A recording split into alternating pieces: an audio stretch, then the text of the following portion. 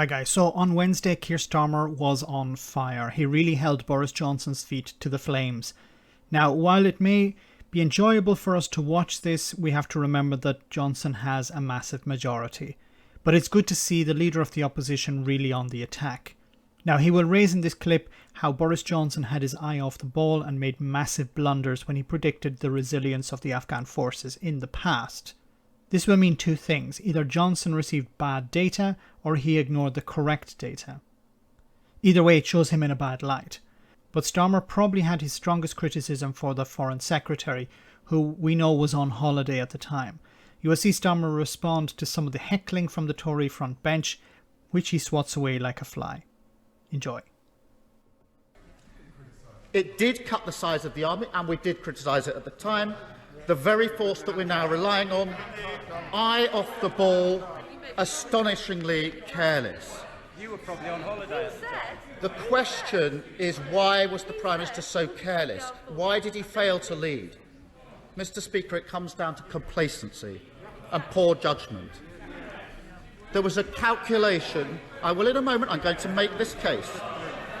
There was a calculation that withdrawal would lead to military stalemate in Afghanistan and that stalemate would accelerate political discussions.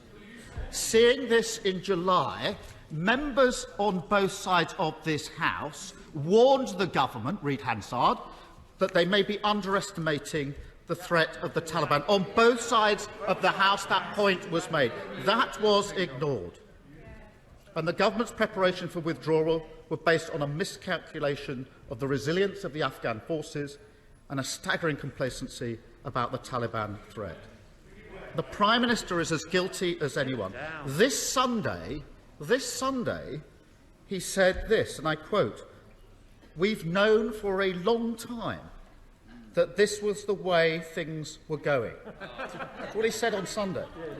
That's not what he told this House. That's not what he told this House. In July, the Prime Minister stood there and assured members that there is no military path to victory for the Taliban. And then he went on to say, Mr. Speaker, "I do not think that the Taliban are capable of victory by military means." The British government were wrong and complacent, the Prime Minister was wrong and complacent, and when he wasn't rewriting history, the Prime Minister was displaying the same appalling judgment and complacency last week. Mr. Speaker, the response of the British ambassador to the Taliban arriving at the gates of Kabul was to personally process the paperwork for those that needed to flee. He is still there, and we thank him and his staff.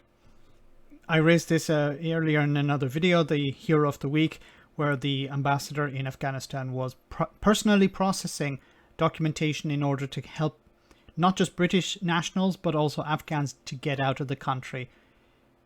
Can you imagine Boris Johnson or Dominic Raab doing something similar? I don't think so. The Prime Minister's response to the Taliban arriving at the gates of Kabul was to go on holiday. No sense of the gravity of the situation, not leadership to drive international efforts on the evacuation. The Foreign Secretary shakes his head. Mr. Speaker, what would I do differently? I wouldn't stay on holiday whilst Kabul was falling.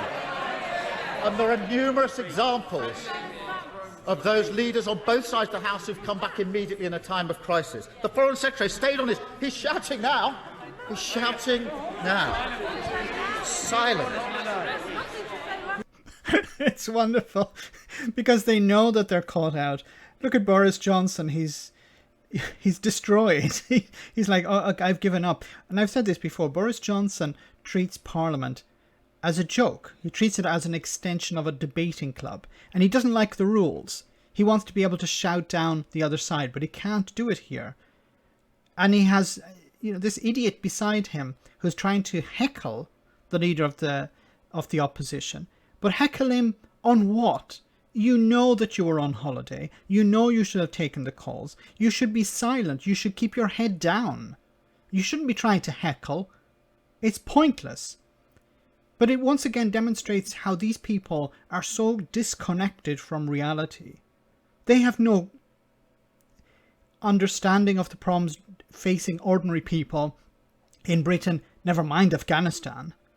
They don't care about the British citizens who have to get home. They don't care about the Afghans who have worked with the British military or the British government in the past, who are putting their lives on the line at the moment, who are risking the consequences of being left behind. You know, kudos to the ambassador who stayed there and did the job that the government should have been doing. While they were on holiday, he was trying to save lives. And you have idiots like this sitting in the House of Commons heckling the leader of the opposition because he's telling the truth. Let me know in the comment section, guys, what you think about all of this. As always, your comments are greatly appreciated. Thanks a lot. I want to say a big thank you to all of my patrons. You ensure that this channel continues to exist. I'm eternally grateful for all of your support. If you join Patreon, you will receive instant access to our Discord server, where we have both audio and video chats. You can chat with me and other patrons, where we discuss important and non-important issues. Becoming a patron per month costs about the same as a large coffee, so why not check it out?